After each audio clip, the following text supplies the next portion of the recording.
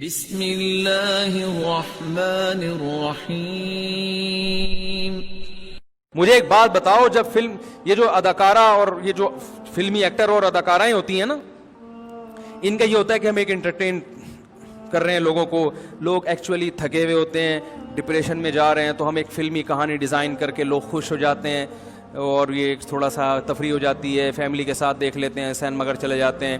یہ جو فلمی دنیا ہے یہ لوگوں کے گھروں کو تباہ کرنے میں ان کا سب سے زیادہ دخل ہے، ان فنکاروں کا ان کی نیت یہی ہے کہ ہم انٹرٹین کر رہے ہیں لوگوں کو، لیکن وہ کس طرح سے آپ انٹرٹین کر رہے ہیں۔ آپ خوبصورت لڑکیوں کے ڈانس جب مرد دیکھے گا اس کو اپنی بیوی اچھی لگے گی؟ کیا ساری عورتیں دنیا میں اتنی خوبصورت ہوتی ہیں جتنی ہیروئنز ہوتی ہیں؟ بولو نا بھائی۔ اب لڑکیوں کے رشتے کیوں نہیں ہوتے بھائی؟ ہر ایک کو ویسی چاہیے جیسی اس کو فلم میں نظر آ رہی ہے، اتنے ایسا ہے، وہ تو سلیکٹڈ ہوتی ہیں۔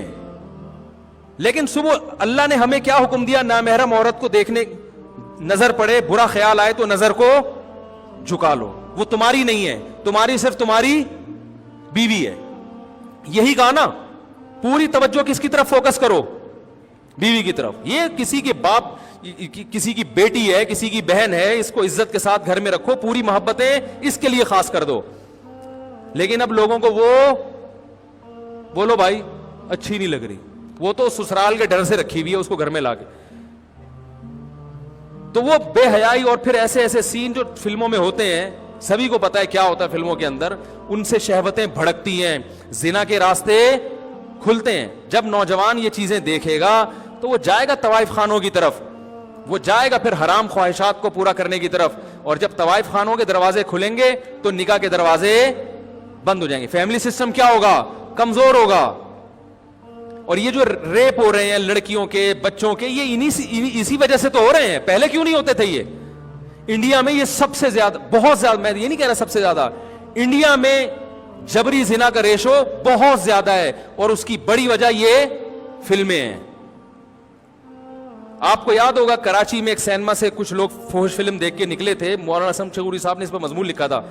کراچی ایک سینما میں فحش فلم دکھائی جا رہی تھی، تو کچھ نوجوان وہ فلم دیکھ کے نکلے، اتنے پاگل ہو گئے کہ ایک بچے کو اغوا کیا اور اس کے ساتھ زیادتی کر کے اس کو قتل کر دیا۔ یہ پھر اس پہ مولانا اسم شعوری صاحب نے بڑا مضمون لکھا تھا کہ حکومت ان چیزوں کو بند کرنے کی کوشش نہیں کرتی۔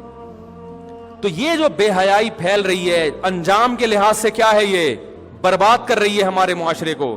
اچھا بھائی مفتی صاحب، اللہ نے ہمیں ایسے دور میں پیدا کیا ہے جس میں نظر کی حفاظت کرنا بہت مشکل ہے، ہم کیا کریں؟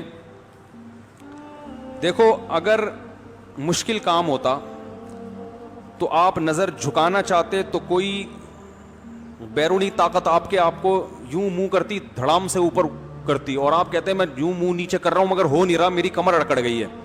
پھر آپ کہتے ہیں کہ گردن جھکانا بھی مشکل اور نظر جھکانا بھی، بولو بھائی، مشکل۔ ایک دفعہ دیکھنے